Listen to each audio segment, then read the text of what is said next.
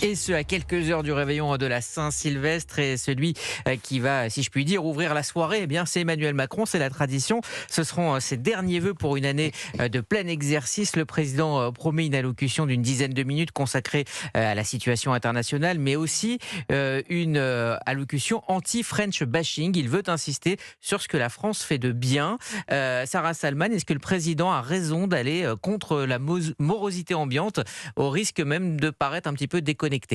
Il est assez déconnecté. Après, les vœux, si vous voulez, il y a de moins en moins de personnes qui les écoutent. Je regardais les chiffres. En 2020, il y avait 17,5 millions de personnes, ce qui est quand même énorme. Et en vœux 2023, 10,2 millions. Et l'an dernier, on est passé sous les 10 millions, 9,7 millions. Moi, je ne serais pas surprise qu'on fasse encore un nouveau record et qu'on soit encore moins nombreux à écouter ces vœux, puisque de toute façon, on sait à peu près ce qu'il va dire.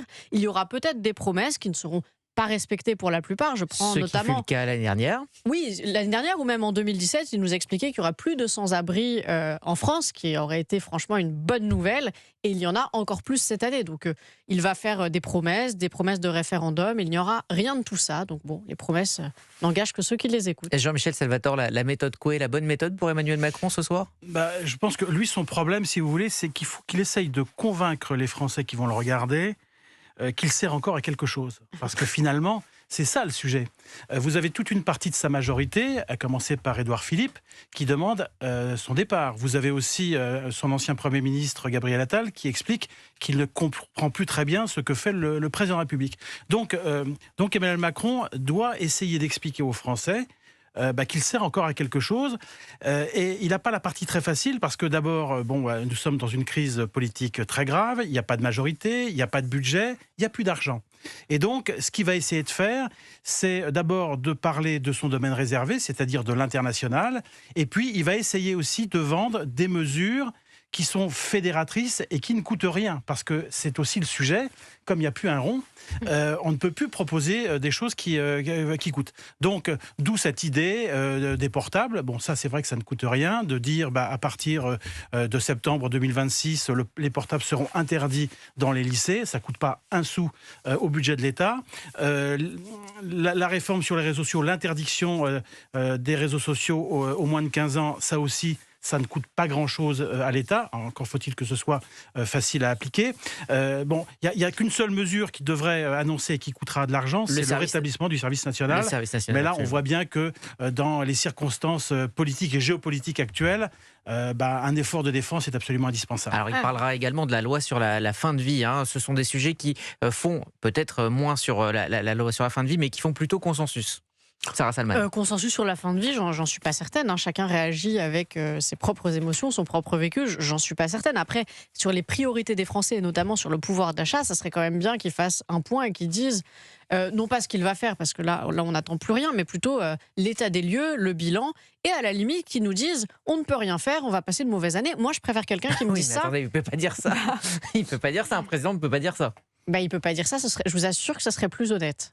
Plutôt que de nous enfumer avec je vais faire ci, je vais faire ça, et je ne peux pas le faire ou je ne veux pas le faire, moi je préfère qu'on me dise ça va être compliqué, ça va être difficile.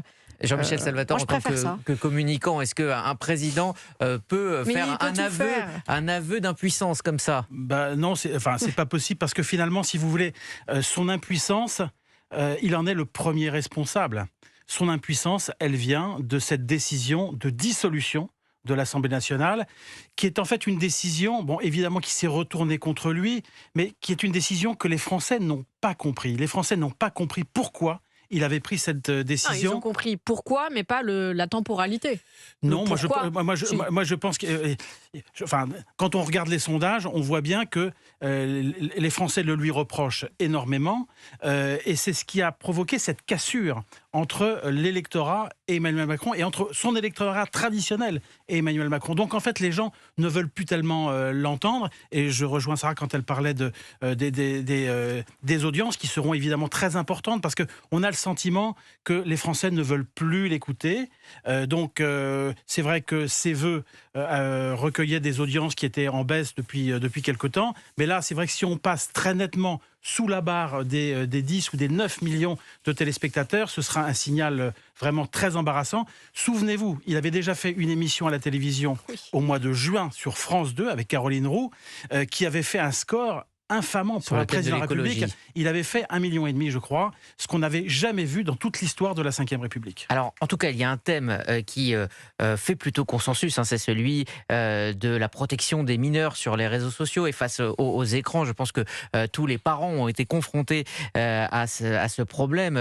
Comme donc, dans de nombreux pays, le temps de la régulation semble venu, tant les écrans sont rentrés dans nos vies, notamment la vie des plus jeunes. Un projet de loi donc sera discuté dans quelques jours et il contiendra seulement 2 articles, hein, selon l'AFP. L'un interdira les téléphones dans les lycées donc dès la rentrée de septembre, et puis l'autre ne permettra plus aux moins de 15 ans de détenir un compte sur les réseaux sociaux. Selon une enquête Cluster 17 parue dans la Tribune dimanche, c'était donc dimanche dernier, 90% des parents souhaitent un encadrement du temps d'écran. Alors la première mesure, effectivement, vous l'avez dit, c'est facile à faire. Facile, non, c'est non, pas plus- facile. Les lycées, c'est portable dans facile. Mais c'est pas facile. Interdit, c'est interdit. Oui, interdit, c'est interdit. En Quand vous prison, faites des- interdit, c'est interdit, et vous l'avez quand même. Oui, effectivement. Mais si vous avez un téléphone sur votre table et que vous êtes en cours, vous allez, Oui, bien sûr, c'est interdit, mais il y aura toujours des moyens de Ça, c'est détourner sûr, le comme système. à chaque fois. Un portable, Mais ce qui est vous quand en même- avez plein qui l'ont sur les genoux, qui l'ont... C'est sûr. Plus compliqué quand même, c'est de vérifier l'âge, l'identité Voilà. de tout à chacun C'est sur les réseaux inapplicable. sociaux. Le dire, c'est une chose, le faire, Je sais pas techniquement, on n'a comment... pas la solution. Techniquement, je ne sais pas comment ils comptent faire. Si c'est déclaratif, pardon, mais ça ne va pas aider beaucoup. S'il faut donner sa pièce... Enfin, ça me paraît inapplicable, en fait. Ineffectif, inapplicable. Jean-Michel Salvatore. Oui, moi je suis assez d'accord. C'est-à-dire que c'est vrai qu'à annoncer, c'est facile. Ça mange pas de pain, comme dirait l'autre, hein, et tout le monde est d'accord. Mais c'est vrai qu'ensuite, tout est dans l'art d'exécution. Et c'est vrai à la fois pour les réseaux sociaux et pour l'interdiction dans les lycées. Pour les réseaux sociaux, on voit bien qu'il y a des possibilités de détournement très, très importants. Donc c'est vrai qu'il y a déjà des pays qui ont essayé de le faire, comme l'Australie. Donc c'est évidemment intéressant de voir comment ils s'y sont pris. Sur les lycées, c'est vrai qu'en fait, on reporte la responsabilité sur les chefs d'établissement qui doivent se débrouiller avec ça. Donc est-ce qu'il faut qu'ils... Comme sur la laïcité, d'ailleurs. Est-ce qu'il faut qu'ils fassent des casiers pour que les lycéens mettent leur portable avant d'entrer dans les cours? Est-ce qu'il faut qu'ils fassent autrement?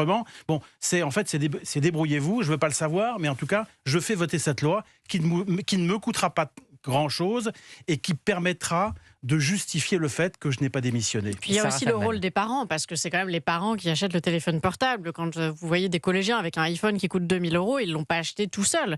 Donc il y a aussi la responsabilité des parents. Est-ce qu'on se dit on veut déresponsabiliser les parents, c'est à l'école de tout faire, ou on se dit aussi c'est aux parents de décider si leurs enfants ont un portable ou pas, et si oui, à partir de quand et pour faire quoi? Et puis surtout, est-ce qu'on ne se trompe pas de combat, en tout cas de méthode? Est-ce qu'il ne faudrait pas instaurer tout simplement des cours de vie numériques dans les collèges, c'est-à-dire passer à la prévention avant de passer à la Mais ça, répression? Ça peut aussi être aux parents de le faire. Enfin, tout le monde n'a pas un téléphone. Enfin, Oui, beaucoup mais en ont. Est-ce que ça serait tous bien les parents sont engagés autant dans l'éducation de Non, leurs je pense enfants? pas. Mais Là, il y pour a moi, une la égalité- priorité de l'école, c'est d'apprendre à lire, à compter, ce genre de choses, plutôt que faire des cours de vie numérique. C'est très bien, ça peut être Étant complémentaire. donné les ravages que cela fait, c'est peut-être pas Oui, inutile. c'est pas inintéressant.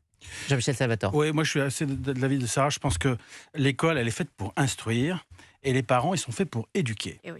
Donc, c'est aux parents d'abord de ne pas exposer leurs enfants trop tôt aux écrans. C'est aux parents de fixer des règles.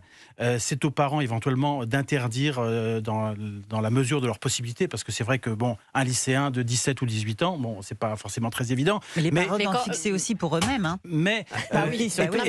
et puis c'est vrai que les Exemple qu'ils donnent à parents leurs doivent enfants. donner l'exemple. Ça, Bah je suis oui. tout à fait d'accord. Mais- Les parents doivent donner l'exemple. Si des parents passent leur vie à scroller sur leur portable, il faut pas s'étonner oui. que les enfants fassent pareil. Mais oui, vous allez au restaurant, parfois, je vois des couples qui sont les deux sur leur téléphone et vous voyez l'enfant qui est sur la tablette, le iPad, et personne se parle. Donc après, il ne faut pas s'étonner non plus. Il y a 4 ans, l'enfant est sur sa tablette et que les parents sont sur leur téléphone. Hein. On en revient toujours à la responsabilité des parents. On va parler de choses plus légères et plus joyeuses dans un instant, mais juste avant, je voulais aussi vous poser une question que je vais poser à tous les chroniqueurs aujourd'hui, Ouais. puisque j'aurai le plaisir d'être avec vous sur Europe 1 entre 19 et 21h.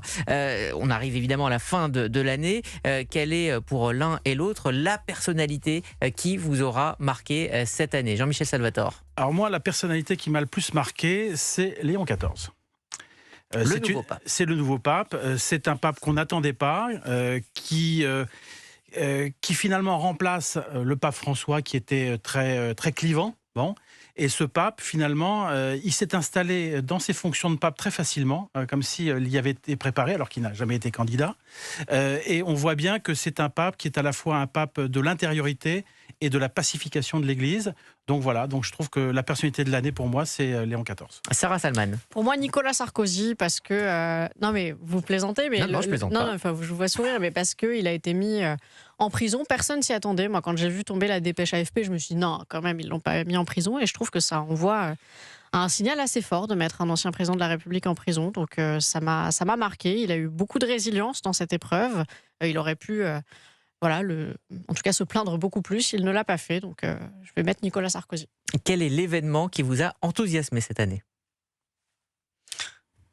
L'augmentation des audiences de CNews et Europe 1. Effectivement, que nous avons, dont on a parlé évidemment hier. Jean-Michel Salvatore. Alors l'événement, c'est peut-être un bien grand mot, mais moi, il y a quand même quelque chose que j'ai trouvé très positif. Enfin, on voit bien que, si vous voulez, on est quand même dans une ambiance plombante, épouvantable en France, notamment pour des raisons politiques, mais pas que. Hein, bon.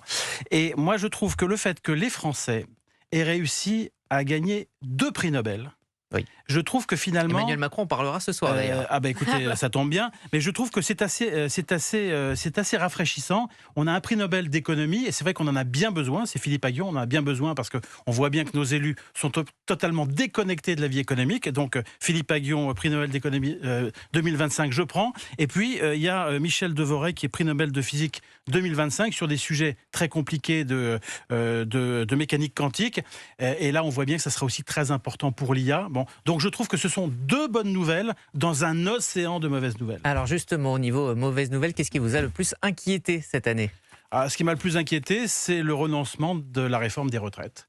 Nous sommes le seul pays en Europe et peut-être au monde à considérer qu'on peut travailler jusqu'à 62 ans alors que tous les autres, nos concurrents, et tous les autres pays travaillent jusqu'à 65, 66, 67 ans. Je trouve que c'est un marqueur d'abord de non-courage et même de lâcheté de notre classe politique. Et c'est un marqueur de facilité. Je pense que c'est pas comme ça qu'on redressera le pays. Et Sarah Salman, moi je mettrais la hausse des violences faites aux femmes, parce que tous les ans on nous disait que cette cause était la priorité et que ça allait s'améliorer, et en plus de ne pas s'améliorer, ça s'est aggravé. Donc voilà l'événement que je pourrais citer.